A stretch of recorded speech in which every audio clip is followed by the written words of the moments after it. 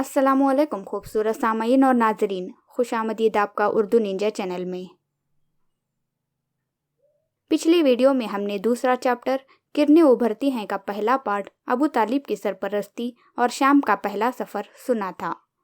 उसमें हमने दादा अब्दुल मुत्तलिब के इंतकाल के बाद हुजूर सल्लल्लाहु अलैहि वसल्लम चाचा अबू तालिब की सरपरस्ती में आ गए। उसके बाद आप सल्लल्लाहु अलैहि वसल्लम में क्या गैर मामूली सलाहियतें झलक रही थी जाना था। उसके बाद अबू तालिब हुजूर सल्लल्लाहु अलैहि वसल्लम को शाम का पहला तिजारती सफ़र पर ले गए और वहाँ ऐसा क्या वाक़या पेश आया कि मक्के वाले हैरान रह गए और अबू तालिब दंग रह गए जाना था।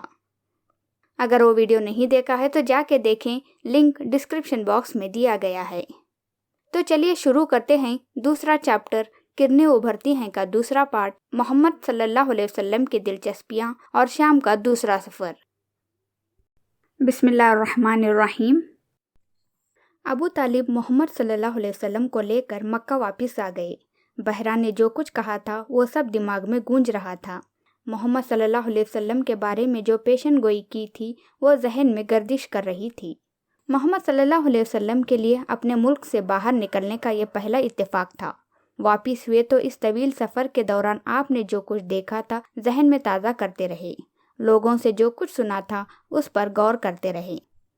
आप सल्लल्लाहु अलैहि वसल्लम ने बड़े बड़े रेगिस्तान और ऊंचे ऊंचे पहाड़ देखे थे, हरे भरे चमनस्तान और फूलों से लदे हुए बाग देखे थे, तरह तरह के नशीब व फराज तय किए थे, मुख्तलिफ शहरों और बस्तियों से गुजरे थे। उनसे मुतल्लिक लोगों में जो गुफ्तगूएं हुई थीं, माजी और हाल के बारे में जो बातें हुई थीं, सब आपने तवज्जो से सुनी थी। आप सल्लल्लाहु अलैहि वसल्लम को ऐसे लोग भी दिखाई दिए जो उन्हीं चीज़ों को पूछते थे जिनको आप सल्लल्लाहु अलैहि वसल्लम की कौम पूछती थी। ऐसे लोग भी नजर आए जो आसमानी किताबों के अहकाम पर अमल पैरा थे। ये भी सुनने में आया कि कुछ लोग आतिश परस्ती में मगन हैं।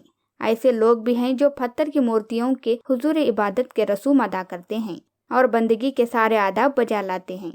कुछ लोग हैं जिन्होंने अपनी नकील यहूदी उलमा के हाथों में दे रखी थी, जो किताब इलाही की मनमानी तावीलें करते थे और अपने जी से शरीयत बनाते हैं। कुछ लोग ऐसे हैं जो ईसाई पादरियों के इशारों पर चलते हैं, जिन्होंने गैबदानी का ढोंग रचा रखा है। इस अंधियारे में, इस घटाटोप अंधियारे में मोहम्मद सल्लल्लाहु अलैहि वसल्लम एक एक चीज का जायजा लेते, गौर व फिक्र करते, अफकार व ख्यालात का सिलसिला बन जाता और देर तक इस आलम में गर्क रहते, रह रह कर सोचते किसकी राह ठीक है और किसकी गलत, कौन हक पर है और कौन बातिल पर, हक कहाँ है और वो है क्या। कमसिन मगर दीदावर और रोशन ज़मीर मोहम्मद सल्लल्लाहु अलैहि वसल्लम को फिक्र थी, किस तरह हक मिल जाए, उसकी हकीकत खुल जाए, तारीकी का पर्दा चाक हो जाए और रोशनी नजर आ जाए। बचपन का ज़माना खेल तमाशे का ज़माना होता है, लेकिन मोहम्मद सल्लल्लाहु अलैहि वसल्लम खेल तमाशे से कोसों दूर रहते, बेकार बातों और फजूल कामों में कोई दिलचस्पी ना लेते, हमेशा हक के धुन में रहते, इस फिक्र में रहते कि कोई ऐसी बात मालूम हो जाए जिसमें कोई रहनुमाई हो, कोई ऐसा निशान नजर आए जिससे किसी हकीकत का सुराग लगता हो। घर घराने वालों के साथ उकाज, मजिन्ना और जिल मजाज भी जाते। ये अरब के मशहूर बाजार थे जो मक्के के आसपास ही लगते, फिर लगते भी हुर्मत के महीनों में, जिनमें जंग व खून अरेजी हराम होती हुई जंगें रुक जाती, इंतकाम के भड़कते हुए शोले बुझ जाते। और ये हुर्मत के महीने 4 थे, जिलक़ादा, जिलहज्जा, मुहर्रम और रजब। इन बाज़ारों में हर किस्म की चीज़ें बिकती, बैरून मुल्क से भी सामान आता और फ़रोख्त होता। इसके अलावा इनमें शेर व शायरी की महफिलें जमती, मुक़र्रिरीन अपने खताबात के जोहर दिखाते, हर शख्स अपने अफ़कार व ख़यालात का बरमिला इजहार करता, हर मजहब का आदमी अपने अक़ाइद की इशाअत करता, हर शख्स पूरी आज़ादी से अपने नज़रिया व मुस्लिक पर अमल करता। ना वहाँ किसी का खतरा होता, ना किसी से अंदेशा, हर एक मुतमईन और बेगम होता कि ये हुर्मत के महीने हैं। ये बाजार आदमियों से भरे होते, इनमें तरह तरह के लोग होते, जगह जगह के बाशिंदे होते, हर तरह से एक चहल पहल होती, एक हमा हमी होती। ऐसे में आपको लोगों से मिलने जुलने का, उनके अफकार व अक़ाइद को समझने का, उनके क़ौल व अमल को परखने का बड़ा अच्छा मौका मिलता। ये फैसला करने में भी आसानी होती कि कौन राह रास्त पर है और कौन इससे परे।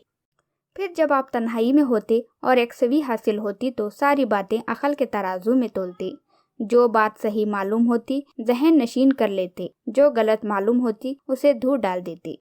12 साल की उम्र से आप सल्लल्लाहु अलैहि वसल्लम बकरियां चराने लगे। इससे गौर और फिक्र में और मदद मिली। यह आप सल्लल्लाहु अलैहि वसल्लम का महबूब मशगुला था। कुछ घर वालों की बकरियां होती, कुछ कबीले वालों की। उनको लेकर दूर टेलों और मैदानों की तरफ निकल जाते, जहां बकरियों को आज़ादी से चरने का मौका मिलता और आप सल्लल्लाहु अलैहि वसल्लम की रूह को पुरसकून और पुरकैफ फिजा मुयस्सर होती। वहाँ फिक्र व नज़र के लिए, गौर व तदबीर के लिए आपके सामने एक वसी मैदान होता। अल्लाह की ये वसी व अरीज कायनात एक किताब के मानिंद आप सल्लल्लाहु अलैहि वसल्लम के सामने खुली होती। आप सल्लल्लाहु अलैहि वसल्लम इसकी सैर करते, इसके इशारों को समझने की कोशिश करते। इस अंदाज से आप सल्लल्लाहु अलैहि वसल्लम ने बचपन के अय्याम और नौजवानी के साल गुजारे, ना कि दूसरे बच्चों और नौजवानों की तरह खेल कूद में, हंसी मजाक में, फजूल बातों और बेमकसद कामों में। इस नौ उम्री में ही आप सल्लल्लाहु अलैहि वसल्लम के अंदर बड़ों की सी मतानत और संजीदगी थी, शरीफों की सी पाकिज़गी और पाकबाजी थी, और जहां दीदा बुजुर्गों की सी सूझबूझ और दूरअंदेशी थी। बचपन का वाक़िया है, काबे की दीवारें उठ रही थी। बच्चों ने ताबंद उतार कर कंधों पर रख लिए और पत्थर ढोने लगे, लेकिन आपने ताबंद और मजबूती से बांध लिया। चाचा अब्बास ने कहा, बच्चों को देखो, अपने अपने ताबंद कंधों पर रख लिए हैं, अब कैसे मजे से ढो रहे हैं, तुम भी ऐसा ही कर लो, कंधे नहीं दुखेंगे। चाचा के कहने से ऐसा करना चाहा तो मारे गैरत के बेहोश होकर गिर गए। मक्के में आम रिवाज था, रात को लोग अपने अपने कामों से फारिग होकर जमा होते, तरब व निशात की महफिलें आरस्ता होती, दिलचस्प तफरीही प्रोग्राम रहते। दास्तान गोई और दास्तान सराई इस प्रोग्राम का अहम जुज होता। कोई शख्स जिसको इस फन में कमाल होता दास्तान सुनाना शुरू करता और लोग रात रात भर बैठकर सुनते रहते। ये गोया उस जमाने का कल्चरल प्रोग्राम था। एक साथी ने आप सल्लल्लाहु अलैहि वसल्लम को भी ललकारा, मोहम्मद, एक रात तुम भी इस महफिल का लुत्फ उठाओ। नौजवानी का जमाना था, साथी ने ज्यादा कहा तो तैयार हो गए। वो आप सल्लल्लाहु अलैहि वसल्लम के साथ बकरियां चराया करता था। फरमाया, अच्छा, आज रात मेरी बकरियां तुम देखते रहना। और फिर इस तफरीही प्रोग्राम में शिरकत के घर से आबादी की तरफ चल पड़े। रास्ते में किसी घर से गीत की आवाज आ रही थी, ठहर कर सुनने लगे। कुछ देर में नींद का गलबा हुआ और सो गए। आँख खुली तो दिन चढ़ चुका था, सूरज की गर्मी में तेजी आ चुकी थी। आप सल्लल्लाहु अलैहि वसल्लम साथी के पास लौट आए। कहो मोहम्मद, रात कैसे गुजारी? साथी ने देखते ही पूछा। फरमाया, क्या बताऊं, जा रहा था, रास्ते में एक जगह गीत गाने की आवाज आई। गीत बड़ा सुहाना था, आवाज बड़ी रसीली थी। सोचा थोड़ी देर इसे भी सुन लूं, फिर जाऊं। बैठा तो नींद आ गई, आंख खुली तो सुबह हो चुकी थी। दूसरी रात साथी ने फिर ललकारा, देखो आज ये मौका हाथ से न जाने पाए। आप सल्लल्लाहु अलैहि वसल्लम फिर रवाना हुए। अभी रास्ते में ही थे कि कानों में गीत की आवाज पड़ी। गीत बला का सुहाना था, ऐसा लगता गोया आसमान से आवाज आ रही है। आप सल्लल्लाहु अलैहि वसल्लम फिर सुनने बैठ गए। कुछ देर में नींद आ गई और सो गए। पूरी नौजवानी में बस 2 बार इस किस्म का इरादा किया, मगर दोनों दफा खुदा ने बचा लिया कि तेरी शान उन फजूलियत से बालातर है। फिर कभी ख्वाब में भी इस तरह का ख्याल न आया, ना कभी कोई ऐसी बात सरजद हुई जिससे आप सल्लल्लाहु अलैहि वसल्लम की अमानत और दियानत पर हुर्फ आता हो या अफ़्फ़त व पाकबाजी पर कोई आंच आती हो। आप शर्म व हया के पैकर थे, अफ़्फ़त व पाकबाजी का आला तरीन नमूना थे, सच्चाई के लिए पूरी कौम में मशहूर थे। दियानतदारी व ईमानदारी में अपनी मिसाल आप अहले मक्का ने आप सल्लल्लाहु अलैहि वसल्लम को अमीन का खिताब दिया तो कोई हैरत की बात नहीं, ज़रा भी नहीं। आप सल्लल्लाहु अलैहि वसल्लम को यही खिताब ज़ैब देता था और आप सल्लल्लाहु अलैहि वसल्लम को ही ज़ैब देता था। आपने नौजवानी में तीर अंदाजी सीखी, जवान हुए तो फन सिपाहीगिरी में महारत हासिल की और जंग फजाज हुई तो चाचाओं के साथ आप सल्लल्लाहु अलैहि वसल्लम भी इसमें शरीक रहे। ये जंग कुरैश और हवाज़िन के दरमियान हुई थी और तारीखी जंग थी, बड़ी ही खौफनाक और तबाहकुन। शरीक होने को तो आप सल्लल्लाहु अलैहि वसल्लम भी इसमें शरीक हुए, पर किसी पर तीर नहीं चलाए, बस चाचाओं को तीर उठा उठा कर देते और दुश्मन की तरफ से जो तीर आते इन्हें रोकते। इस जंग में घराने के घराने तबाह हो गए। इससे कुछ लोगों को बहुत दुख हुआ। उन्होंने सुलह की आवाज उठाई। बिल आखिर दोनों फरीकों में मुआहदा हो गया। यही मुआहदा हिल्फुल फुजूल के नाम से मशहूर हुआ। इस मुआहदे में आप सल्लल्लाहु अलैहि वसल्लम भी शरीक थे। उम्र मुबारक इस वक्त 20 साल थी। जंग से फुर्सत मिली तो अहले मक्का फिर अपनी पुरानी हालत पर आ गए। अब फिर वही लहू व लहब था, वही सरमस्तियाँ थीं। ہر طرف رنگ رلیاں منائی جانے لگیں۔ آوارگی و بے حیائی کا بازار گرم ہو گیا، جوئے اور شراب کی محفلیں آباد ہو گئیں اور لوگ داد عیش دینے لگے۔ اور آپ صلی اللہ علیہ وسلم بھیڑ بکریاں لے کر پہلے کی طرح میدانوں میں نکل جاتے۔ وہاں کھلی فضا ہوتی، روح پرور سما ہوتا، آنکھیں بکریوں کی دیکھ بھال کرتی اور روح کائنات کی وسعتوں میں پرواز کرتی۔ یہ تھی آپ صلی اللہ علیہ وسلم کی زندگی، یہی آپ صلی اللہ علیہ وسلم کے شب و روز تھے، یہی آپ صلی اللہ علیہ وسلم کے مشاغل اور دلچسپیاں تھیں۔ اسی میں آپ صلی اللہ علیہ وسلم کے لیے سکون و راحت کا سامان تھا، تنہا رہنا اور نظام کائنات کا مطالعہ کرنا، ہنگاموں سے دور رہنا اور عالم کی حسن انتظام پر غور کرنا۔ آپ صلی اللہ علیہ وسلم کو بس بکریاں چرانے سے مطلب رہتا، صحرا کی فضا میں مزہ آتا، تنہائی اور یکسوئی میں آپ صلی اللہ علیہ وسلم کے ذہن و فکر کی نشوونما ہوتی، قلب و روح پر معرفت کا فیضان ہوتا، کائنات کے اسرار منکشف ہوتے۔ اور ابو طالب وہ روزی روزگار کی فکر رکھتے، معاشی دوڑ دھوپ میں لگے رہتے کہ ان کا اور بھتیجے کا پیٹ پل سکے اور آسانی سے اولاد کا گزارا ہو سکے، جو اللہ کے فضل سے کچھ کم تعداد میں نہ تھی۔ ایک دن ابو طالب آپ صلی اللہ علیہ وسلم کے پاس آئے، کہنے لگے، بھتیجے تم جانتے ہو اپنی مالی حالت کیا ہے، ہماری پریشانیاں بہت بڑھ گئی ہیں۔ ختیجہ دوسروں سے اپنا مال دے کر تجارت کراتی ہیں، کہو تو تمہارے لیے بات کروں۔ اس وقت آپ کی عمر 23 یا 24 سال تھی۔ چاچا آپ جو فرمائے سر آنکھوں پر۔ آپ نے اسی سعادت مندی کا مظاہرہ کیا جس کی انہیں امید تھی۔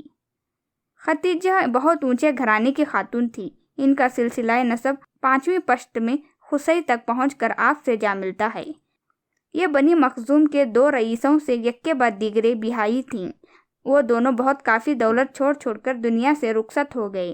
پھر قریش کے بہت سے رئیسوں نے شادی کا پیغام بھیجا، لیکن ہر ایک کو ٹھکرا دیا، کسی کو قبول نہیں کیا۔ وہ تنہا رہتی، اپنا سرمایہ کاروبار میں لگاتی، کاروبار میں کافی برکت ہوتی اور نہایت خوشحالی کی زندگی بسر کرتی۔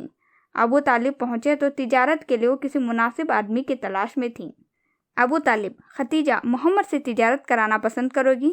ختیجہ، آپ کسی غیر کے لیے کہتے جب بھی مجھے انکار نہ ہوتا، محمد تو اپنے آدمی ہیں، وہ بھی امین۔ ابو طالب خوشی خوشی آپ کے پاس آئے، بولے، محمد لو اللہ نے روزگار کا انتظام کر دیا۔ شام جانے کے لیے قافلہ تیار ہو گیا، اس میں آپ صلی اللہ علیہ وسلم بھی تھے۔ آپ صلی اللہ علیہ وسلم کے ساتھ ختیجہ کا غلام مصرع بھی تھا۔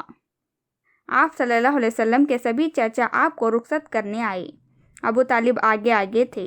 ان لوگوں نے رخصت ہوتے وقت بڑے پیار سے کہا، خدا یہ سفر مبارک کرے، تجارت میں خوب برکت دے اور خیریت سے واپس لائے۔ مصرع کو بھی وصیت کی، دیکھو مصرع، محمد کا خیال رکھنا، کسی طرح کی کوئی تکلیف نہ ہونے دینا۔ قافلہ روانہ ہو گیا۔ راستے میں وہ ساری چیزیں پھر سامنے آتی رہیں جو آپ صلی اللہ علیہ وسلم پہلے سفر میں دیکھ چکے تھے۔ چلتے چلتے قافلہ شام پہنچ گیا اور پھر اسی شہر بصرہ میں ٹھہرا۔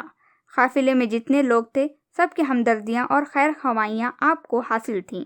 آپ صلی اللہ علیہ وسلم بھی ان کے لیے ایک بہترین رفیق سفر اور سراپا خیر و برکت تھے۔ رہا ختیجہ کا غلام مصرع، تو نہ پوچھیے اس کا کیا حال تھا۔ ایسا لگتا تھا جیسے وہ آپ ہی کا غلام ہو، بے حد محبت کرتا، ہر وقت خیال رکھتا، آپ صلی اللہ علیہ وسلم کی کسی بات کو نہ ٹالتا۔ جو کچھ سامان ساتھ تھا اس کی آپ صلی اللہ علیہ وسلم نے بڑی کامیابی سے تجارت کی، ایک ہوشیار، تجربہ کار اور خوش تدبیر انسان کی طرح۔ پھر کسی کے ہاتھ کچھ بیچا تو بڑی خوش اخلاقی سے، کسی سے کوئی معاملہ کیا تو بڑی ایمانداری سے، کسی سے کچھ تبادلہ کیا تو بڑی دیانت داری سے۔ واپس ہوئے تو ختیجہ نے جو جو فرمائشیں کی تھیں اور جو جو سامان منگائے تھے وہ سب ساتھ لائے۔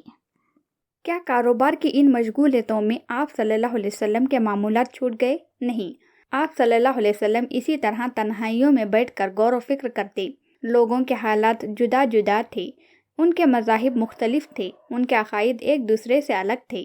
آپ صلی اللہ علیہ وسلم ہر ایک کو اپنی عقل کے ترازو میں تولتے، ان میں کون صحیح ہے، کس حد تک صحیح ہے، گھنٹوں بیٹھے اسی غور و فکر میں ڈوبے رہتے۔ جہاں قافلے کا پڑاوا تھا اس سے قریب ہی ایک بہت ہی بھاری درخت تھا۔ ایک روز عادت کے مطابق آپ صلی اللہ علیہ وسلم اسی کے نیچے بیٹھے ہوئے تھے۔ मिस्रा इधर उधर कुछ काम में मसरूफ था। पास ही एक गिरजा घर था, उसमें से एक राहिब निकला और मिस्रा के पास आया। ये था नस्तूर राहिब। मिस्रा यहाँ तिजारत के लिए हर साल आता था, इसलिए नस्तूर इससे वाकिफ था। बोला, मिस्रा तुम्हारे साथ ये कौन है? मिस्रा, कुरैश का एक जवान जिसका खानदान खाना काबा का कलीदे बरदार है। राहिब, तुमने इनमें क्या क्या बातें देखी? मिस्रा, सच्चाई और ईमानदारी, पाकीज़गी और सुथराई, नरम मिजाजी और खुश अखलाकी, अफकार और ख्यालात के समंदर में इसी तरह गर्क रहना, निगाहें तस्वीर से कायनात का मुतालिया करना। नस्तूर ने बड़ी बेताबी से पूछा, अच्छा उनकी आंखें कैसी हैं? मिस्रा पर कुछ घबराहट सी तारी हुई। बोला, आंखें सियाह और चौड़ी हैं, सफ़ेद हिस्से में हल्के सुर्ख दौड़े हैं, पलकें सियाह और बारीक हैं, कुछ बड़ी बड़ी भी हैं जो आंखों का हुस्न दोबाला करती हैं। नस्तूर, जो अब आप सल्लल्लाहु अलैहि वसल्लम के पास आने के लिए परतोड़ रहा था, बोला, मिस्रा ये जवान जो इस दरख्त के नीचे ठहरा है और इसमें ये खूबियाँ हैं, वो आखिरी नबी ही हो सकता है। फिर वो आप सल्लल्लाहु अलैहि वसल्लम के पास आया। उसके कौम में जो मज़ाहिब राइज थे उनके बारे में सवालात करने लगा। वो चाहता था इस सिलसिले में आप सल्लल्लाहु अलैहि वसल्लम के ख्यालात मालूम हो और अंदाज़ा हो आप सल्लल्लाहु अलैहि वसल्लम के दिल में उन मज़ाहिब का क्या मुकाम और कितना एहतराम है। आप सल्लल्लाहु अलैहि वसल्लम ने उन सब की तरदीद की और उनसे बेजारी जाहिर की। खुद इसका मजहब ईसाई था।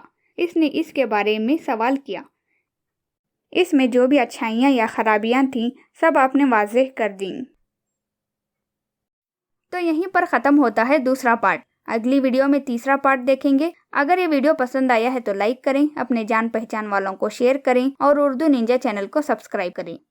अच्छा, चलती हूँ, फिर मिलेंगे अगली वीडियो में। तब तक के लिए उर्दू को अपनी यादों में ताज़ा रखें।